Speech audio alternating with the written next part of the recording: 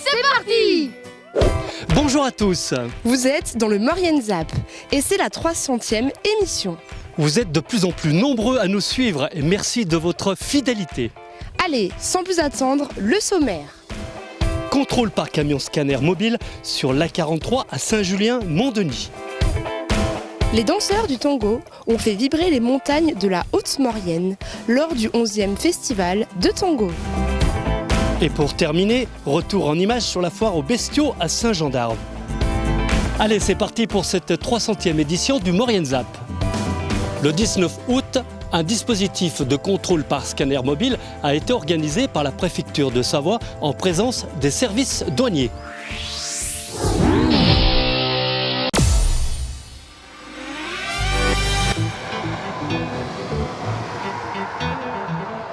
Durant toute une matinée, sur l'aire d'autoroute A43 de Saint-Julien-Mont-Denis a eu lieu un dispositif de contrôle de camions par scanner mobile. Une opération organisée par la préfecture de Savoie. Présent sur le site, on écoute Morgan Tanguy, sous-préfet de l'arrondissement de Saint-Jean-de-Maurienne. Donc c'est un dispositif qui a été mis en place ce matin à compter de 6 heures, qui a lieu sur la durée de la matinée, qui est un dispositif qui permet effectivement de contrôler des véhicules et des poids lourds par l'intermédiaire d'un scan, ce qu'on appelle un scan mobile, un SMS exactement. Il en existe 3 mobiles sur la France plus un semi-fixe dans les Bouches-du-Rhône. Les camions sont sélectionnés au péage de Saint-Michel-de-Maurienne, puis dirigés vers le camion scanner mobile qui effectue une radiographie de l'ensemble du chargement et du poids lourd, afin d'acquérir une image qui sera confrontée avec la marchandise déclarée, en vue de détecter une anomalie de chargement. Donc cette anomalie va nous permettre, donc parfois nous arrivons à acquérir une image nette, par exemple d'une arme qui n'aurait pas été déclarée, mais parfois c'est aussi une masse sombre, quelque chose dont on n'arrive pas à expliquer la présence dans le chargement, qui va nécessiter le contrôle approfondi par des équipes piétons. Donc ces équipes piétons sont en sortie de dispositif. Nous pouvons également faire passer une équipe cynophile quand nous suspectons la présence de produits stupéfiants. Et après, nous contrôlons, comme sur un contrôle douanier classique, l'intégralité de la marchandise. Si ce contrôle aboutit à la constatation de marchandises prohibées, dans ces cas-là, on est comme sur un contrôle douanier habituel. Le chauffeur sera placé en retenue douanière, le procureur de la République sera averti et nous saisirons la marchandise et les suites judiciaires seront mises en œuvre comme sur n'importe quelle constatation douanière. 10 à 15 agents sont mobilisés pour cette opération de contrôle. Avoir également au niveau du dispositif SMS un opérateur image, un opérateur qui arme le camion pour effectuer justement le scan des poids lourds et également un opérateur en début de dispositif qui explique au chauffeur la démarche qui va être entreprise avec un formulaire multilingue et également un opérateur en sortie de dispositif puisque l'ensemble de l'air qui est matérialisé ne doit pas être pénétré pendant la durée du scan. Il y a un périmètre de sécurité qui nous est imposé par l'autorité de sûreté nucléaire et qui doit être respecté pendant toute la durée du scan. L'avantage de cette méthode, c'est qu'en 5 minutes, une radiographie est effectuée avec une cadence de 12 véhicules à l'heure, alors qu'un contrôle douanier traditionnel manuel aurait nécessité plusieurs heures d'analyse du contenu du chargement. Ils étaient nombreux à participer à l'annuel festival de tango organisé en Haute-Maurienne vanoise. Une semaine festive au cours de laquelle les danseurs débutants mais aussi confirmés se sont laissés entraîner par le rythme de cette musique sud-américaine.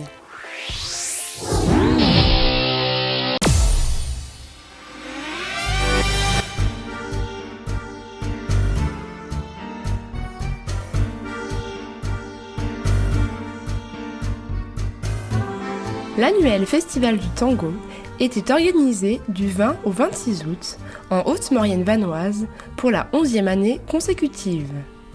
Une semaine festive qui rassemble les amoureux et passionnés de cette musique sud-américaine.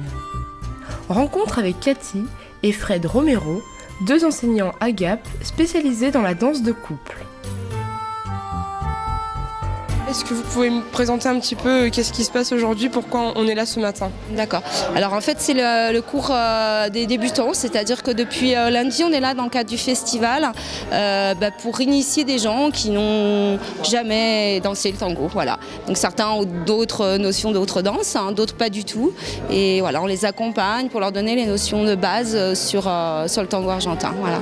Alors au niveau de l'organisation d'un cours, est-ce que vous pouvez me décrire un petit peu comment se déroule le cours, est-ce qu'il y a plusieurs étapes, etc. Qu'est-ce qu'il faut apprendre aux personnes qui sont ici? Et en fait, le cours en général commence par un échauffement corporel pour se relier à nous relier à notre corps. Ensuite, on a un échauffement général à deux pour se relier à l'autre, parce que c'est quand même de la danse de couple. Donc, ce qui est super important, c'est la relation qu'il y a dans le couple. Et puis après, on passe sur une étape d'apprentissage. Voilà. Et puis petit à petit, on apprend quelques pas. Après, on fait une petite pause. Et puis, on reprend la deuxième heure en continuant l'apprentissage du tango. En fait, les gens pensent souvent dans le tango qu'on doit danser avec son partenaire. Alors évidemment qu'on danse avec son partenaire ou sa partenaire, mais vraiment le but, il est de danser avec tout le monde. Ça fait partie de la culture tango, de pouvoir aller dans un bal et de pouvoir inviter d'autres partenaires.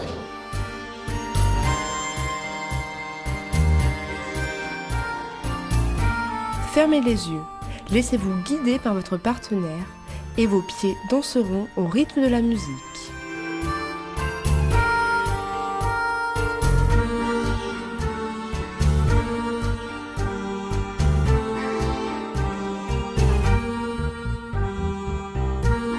Quelques mètres plus bas, sur la commune de Lens-le-Villard, nous avons rencontré John Herban et Clarissa Sanchez, tous deux vénézuéliens, venus spécialement pour cette semaine.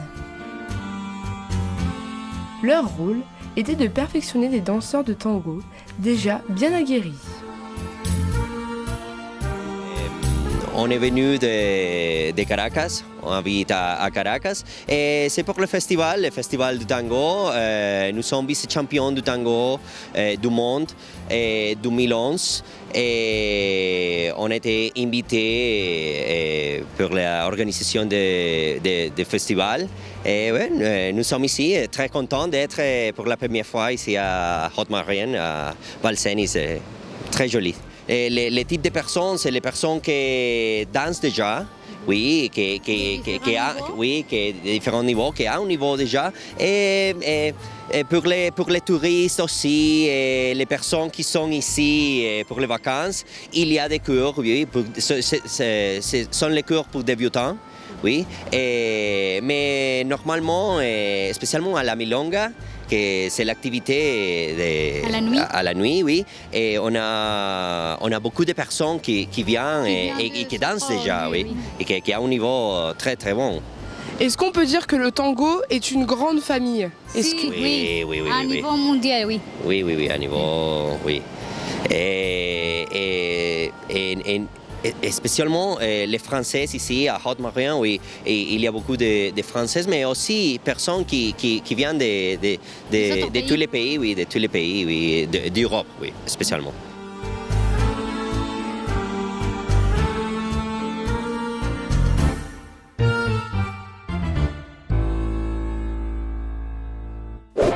Et pour clôturer ce zap, on prend de la hauteur avec l'Office de tourisme et les agriculteurs de Saint-Jean-d'Arve qui ont organisé la fête traditionnelle, la foire aux bestiaux.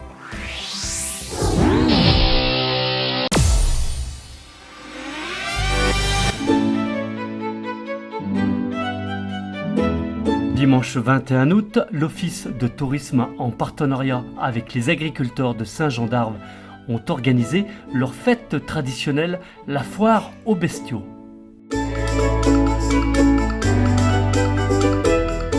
Comme chaque année, au hameau de la Challe, éleveurs locaux, artisans et exposants font découvrir le monde agricole de la montagne aux touristes toujours très intéressés et curieux de ce genre d'événement.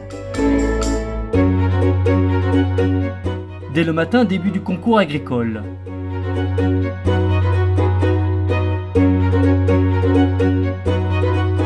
Fabrication artisanale du Beaufort AOC et comme à l'ancienne, fabrication du beurre à la baratte.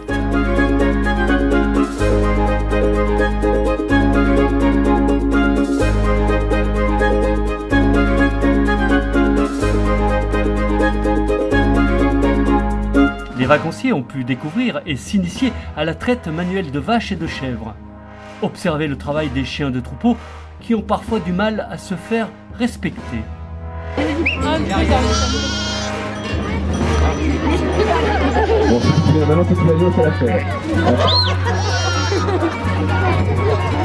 Dans l'après-midi, marché artisanal avec des jeux traditionnels pour les petits et les grands, dont le fameux porte-bidon, et tout cela en dansant avec le groupe folklorique Les Soldanelles. Allez, en avant la musique!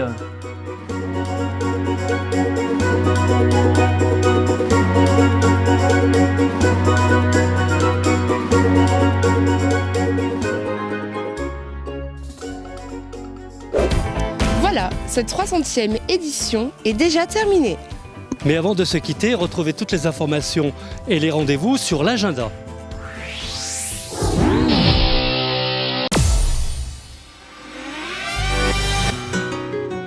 En cette début d'année, venez découvrir et partager la culture du flamenco traditionnel et contemporain lors des cours d'initiation de danse à partir de 6 ans. Pour plus d'informations, contactez le 06 58 73 18 06. Dimanche 11 septembre, on vous attend nombreux pour la deuxième marche contre le cancer aux Aiguilles d'Arves. Rendez-vous à 10h au relais TV Le Calmieux à Albier-Montrond. Prévoir son pique-nique. Retour prévu vers 16h. Pour plus d'informations, contactez le 06 88 47 77 26. N'hésitez pas à faire vos remarques et à nous suivre sur les réseaux sociaux.